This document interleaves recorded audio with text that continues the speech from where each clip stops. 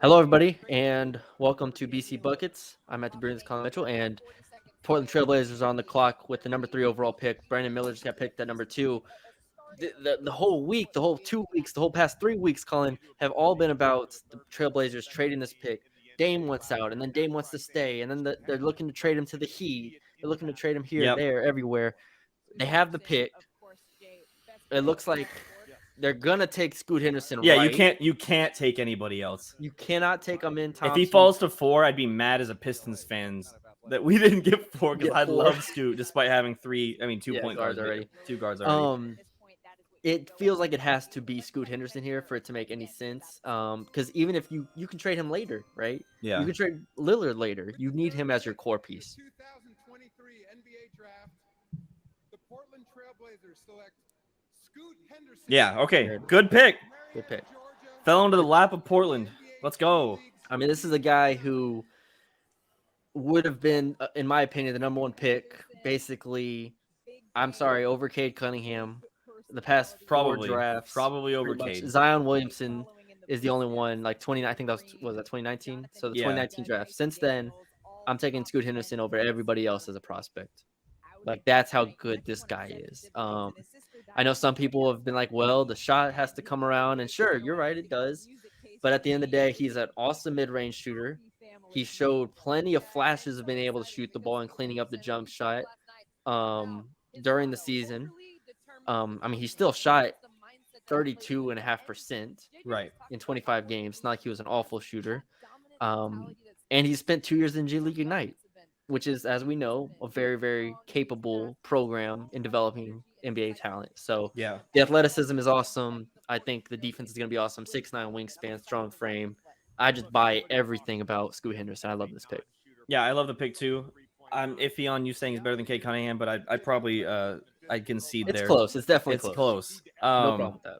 But this is the pick that should have been at 2. I think that this gives Portland a lot of options, right? I think if Charlotte takes Scoot, then you're like, okay, I guess we might keep Dame. I think the fact that they have him, it's like, okay, well maybe we can make something happen. I don't think that'll happen during the draft, but I think after they kind of assess everything, I think this just makes their possibilities in the offseason just way greater than they were. Yeah, and if they do trade Lillard in the middle of the season, right? Yeah. For young players, I was high on Shaden Sharp last year too, and it turns out I think I'm going to be right on that. I think if people forget about Shaden Sharp, he's real. Like he's you look at the athleticism between him and Scoot, you're talking about one of the more athletic tandems in the league right now. But yeah, I think just the way he's been able to operate ball screens, the ability as a mid-range shooter, I think he gets to the rim and gets to the free throw line pretty comfortably. We saw him against Victor Wembanyama get to the rim effectively. This might be the play they're showing right now. Might be one of my favorite plays where he has the little step back. This little, gosh, like I watch him play and I'm like, I don't see the major concerns here. Ultimately, he's gonna have to be able to shoot the ball better. But I just think he gets there. I think if he doesn't shoot the ball better, I think his floor is really high still, though. And that's the thing. It's like with a player like this who has every tool, and it just maybe you need a little bit better shooting. Like, yeah, it's sky's the limit. Yeah, it's still a 2-to-1 assist to turnover ratio. I'm just all the way in on Scoot Henderson being an awesome player for a long time, assuming he stays in Portland and assuming Portland makes the decisions here. It would be nice for him to learn from Damian Lillard too, though. That would be kind of a nice little 1-2 punch there for him to learn, because maybe Dame is like, I'm just going to keep getting the money. I'll keep picking players. So we'll see what happens. Anything else on Scoop before we let it go? I think that's it. 19 years old, just a little over 19 years old. Sky's the limit. We love this pick. Great pick. Shout out to Portland Trailblazers. You got to be happy. You got to be happy. Portland's back on the clock with the 23rd pick in the NBA draft, Colin. We're fading. We need a steroid shot or something. Yeah, we need something crazy to happen. We need that Koulibaly pick all over again. Yeah. Obviously, Scoot Henderson. We have no idea what's going to happen with Damian Lillard. This roster at the moment makes no sense. Right. But let's predict. Who are they going to take at 23? Let's have you play the role of trading Dame, and I'll play the role of not trading Dame. Oh, if they trade Dame, I'm taking GG Jackson. Oh, the pick's already coming in. Oh, okay. Let's. What are you taking? Shoot, I wasn't ready. I don't know. Put on the spot. NBA draft, the Portland Trailblazers select Chris Murray from the University of Iowa. That is the worst pick. Guys, you're keeping Dame. Oh no, You're don't keeping do that. Dame. Don't do that. Oh God. Look at the shot. Look at the highlight they just showed. It was like a 4-dribble. It was a 4-dribble drive to the basket. Yeah, didn't even get all the way to the rim. I like stop and like awkwardly put it up and make it. Look, I have Chris Murray. This is the laziest thing. Here we go. Let me rehash what I yelled about when we did our video on Chris Murray.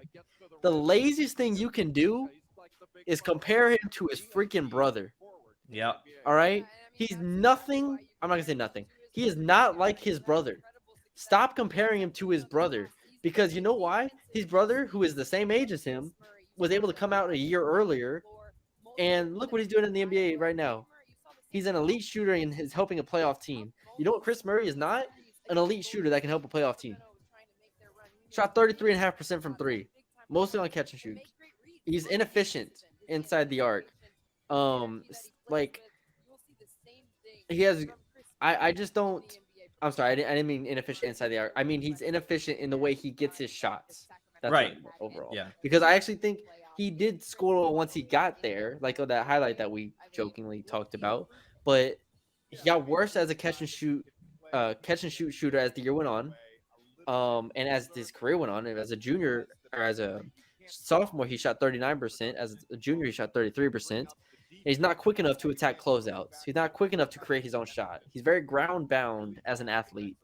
I have him very low on my board outside of the top 35. Yeah. I mean, he's the type of player that you get because it's like Derek Lively that I said earlier. He's very close. His floor is very close to his ceiling. I mean, the player he is the player he's going to be.